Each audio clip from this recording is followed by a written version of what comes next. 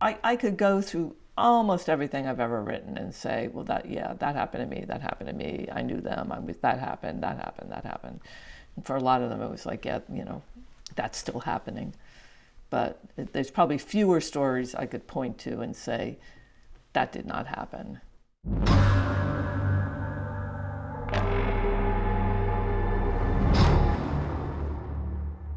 My name is Elizabeth Hand. I am a writer, a reviewer, a critic, occasional essayist, comic book writer, and I live mostly in Maine, sometimes in London.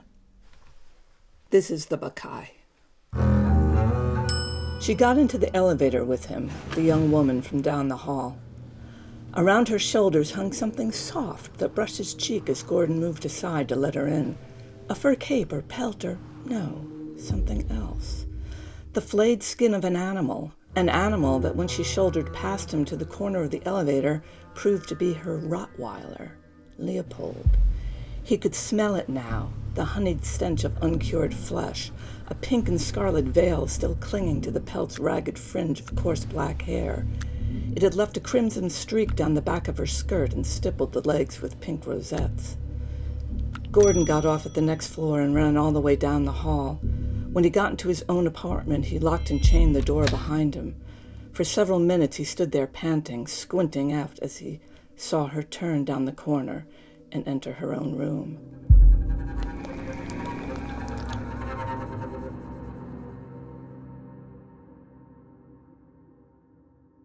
I honestly couldn't tell you the first book I read because I read voraciously, I think, from the start. I just started reading everything, and then there were always books around the house, and basically I would read whatever was lying around. And my parents, they did not control my reading at all, And when I was about 8 years old, we had a babysitter in Yonkers. One day she came over and she had 2 books for me because she knew I was a big reader. And one of the books was this weird book called The Hobbit. The cover of that edition of The Hobbit, there's nothing there to tell you what's inside it. There's a little tiny thing that's some kind of a dragon. So I was like, is that a dragon? It was a dragon. And I was just like completely, that was it. So I started reading The Lord of the Rings and it was like, oh my God. I remember getting to the end of that book and The Return of the King and reading it and just being so heartbroken and bereft. I think it was the first time I really had my heart broken by a book. And a lot of what that heartbreak was that it was over. To be 10 years old and just reading, living in that world, but at a time when it had not already been colonized by media, and television and film and gaming and everything else. The only thing that was missing was that, except for Evangeline Walton, there just weren't really women writing that. So when I discovered Angela Carter, that was a huge moment. The War of Dreams. I bought it because it had this weird cover art of a naked woman but with a giraffe's head. And I was like, this looks weird. And I read that and I was like, oh my God. And so then I read everything I could by Angela Carter. It's like, wait, women can do this. This is a thing that I thought only men could do, and women can do this. And I thought, well, so like maybe I can do this too.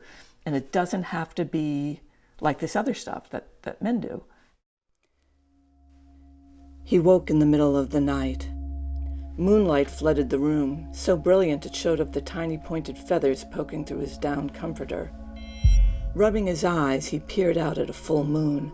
Not silver, nor even the sallow gold he had seen on summer nights, but a color he had never glimpsed in the sky before, a fiery bronze tinged with red. Geez, Gordon said to himself, awed.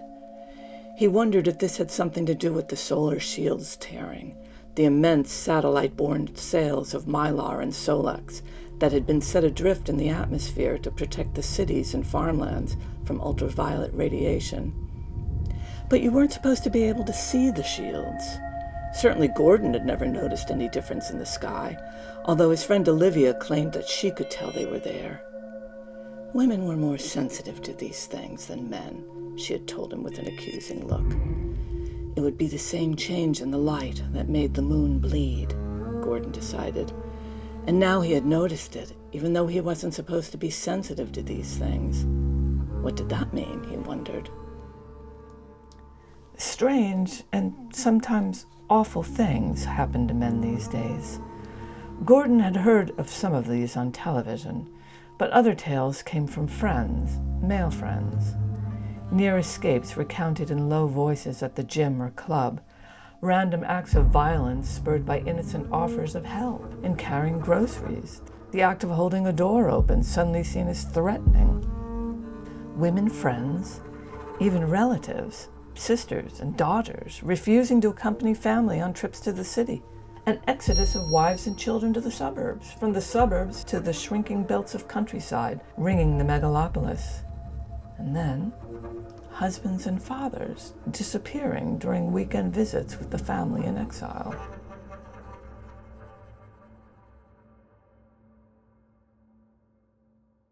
I was young enough to be a hippie in high school, but like the whole hippie thing died, and I can remember thinking like, shit, I thought I was going to join that parade and it's gone. I thought this was going to be permanent, and it wasn't. And then I started discovering these bands who were just kind of making it up as they went along. The Velvet Underground, and I love the Stooges, and hearing the Ramones, and they were from New York, and they, we were all kind of breathing the same air, like horror, 50s, 60s horror movies and comics and all of that stuff. And I started reading about in the Village Voice and in the New York Times, John Rockwell, I think, did a profile of this person called Patti Smith. And I bought Horses like right when it came out, which I think was in November 75. And I think I was home from college, and here's this voice, Jesus died for somebody's sins, but not mine. And I remember even thinking about it now, it made the hair on my neck stand up, and I was like, what the fuck is this? Because it was like blasphemous, but it was also like transcendent. And I remember just like looking around thinking like, oh my God, I hope nobody else in the house is hearing this. I mean, by the time I got to the end of that album, I was a different person, I went to college in DC, which had this burgeoning punk scene, which was centered around a club called the Atlantis, which became the 930 Club. And at the time, the scene was so small that you knew everybody involved, and if you didn't know the bands, you were only there were only 1 or 2 degrees of separation. And I mean, I was there like every night that I could be, almost every night, which is why I flunked out of college. When I would have the choice between studying for an exam the next day or going to see like the first Talking Heads gigs, I would sit and think, what am I going to remember 30 years from now? What is going to be more important, that I study for that test or I do this? I'm going to do this. And I would. But I remember making that conscious decision, which when I got booted out of college, my parents and family were not really happy about. And it took a while to earn out. I mean, it took a long time till I was a published writer. But now I can look back at it and think like, yeah, you know what? I made the right call. I mean, my career as such, now all these years later, I have failed at many, many, many, many things. And I don't necessarily fail better. I just keep failing.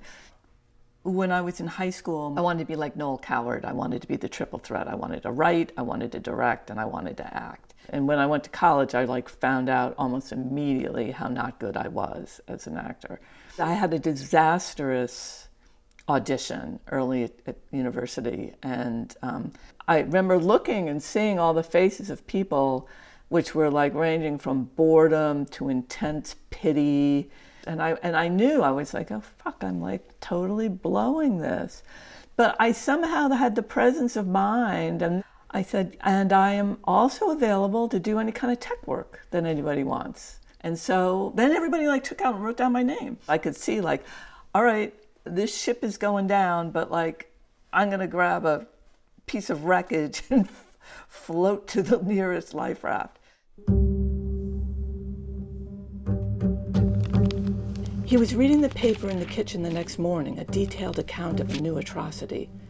3 women returning late from a nightclub had been harassed by a group of teenage boys, some of them very young. It was one of the young ones the women had killed, turning on the boys with a ferocity the newspaper described as demonic. As he turned to go back to the table, he noticed the message light blinking on his answering machine. Odd. He hadn't heard the phone ring during the night. He sipped his coffee and played back the tape. At first, he thought there was nothing there. Then he heard faint sounds, a shrill creaking that he recognized as crickets, a katydid's resolute twang, and then the piercing, distant wail of a whippoorwill. It went on for several minutes. Night sounds, insects, and a whippoorwill.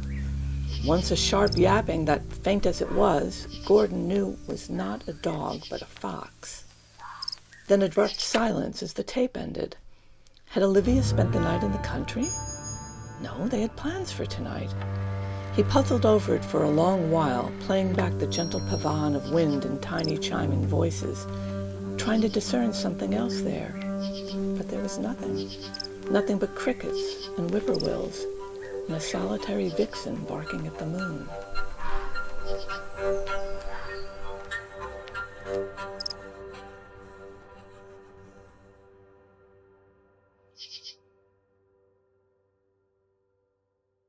Kamencik Village is an amalgam of the town where I grew up, Poundridge, and the neighboring towns of Bedford Village, but mostly Katona. It's the background in Waking the Moon. Sweeney Cassidy is from there. Cass Neary is from there. It was a place that meant and means a great deal to me, but as my father died and we're clearing out the house I grew up in Poundridge, and having to say goodbye to all of that, it's sort of saying farewell to Kamencik as well. So it was where I first kind of, I think, found my voice as a writer. Not that it's the voice I write in now, but I always write very much with a commitment to place. I write from location first and then come to the rest later. It was a place that had shadows even when I was growing up. I wrote somewhere in I was never good at keeping journals, which I've always regretted, but I did write somewhere in a journal, I am haunted by a town. I was raised Catholic, and that provided this sort of template for belief. I might say maybe I'm more agnostic. I believe that there are things that we cannot explain. I think there's enough evidence of things not seen, things that are inexplicable, to suggest that there is a kind of a dimension or something that coexists with or inside or sideways to the plane we live on, that maybe sometimes intersects with it. The thin places. I don't know that I believe in an orderly progression of the supernatural where there are deities or entities or things that intervene in our lives for good or ill. There is evil, there's genocide, there's the Holocaust, there's all the things that we're witnessing in our world right now. There's the destruction of the environment and mass extinctions. Those, I think, are evil, are manifestations of evil. I think that we are all capable of evil acts. I would hope that I would not be, but under the right/wrong circumstances, I might be, and I don't want to think that any of you might be, but maybe you would be. It was intermission of the play they had come to see. Euripides, the Bacchae. Beside him, Olivia tossed her hair back. As she pulled the lock away from her throat, he saw something there, a mark upon her shoulder, like a bruise or scrape. "What's that?" he wondered. She smiled, arching her neck. "Do you like it?" She shrugged, turned so that the jaundiced spotlight struck her shoulder and he could see better. A pattern of small incisions had been sliced into her skin, forming the shape of a crescent, or perhaps a grin? Blood still oozed from a few of the cuts. But why? He suddenly wanted to tear off her jacket and blouse, search the rest of her to see what other scarifications might be hiding there. Why? Olivia smiled. He stared out at the river, moving in slow streaks of black and orange beneath the sullen moon. "A melted tiger," she said softly. "What?" He recalled the moon last night, not crescent but swollen and blood-tinged as the scar on her shoulder. "What did you say?" The electronic ping of bells signaled the end of intermission. "Come on," she said gently. She flashed him a smile as she adjusted her blouse to hide the scar. "We'll miss the second act."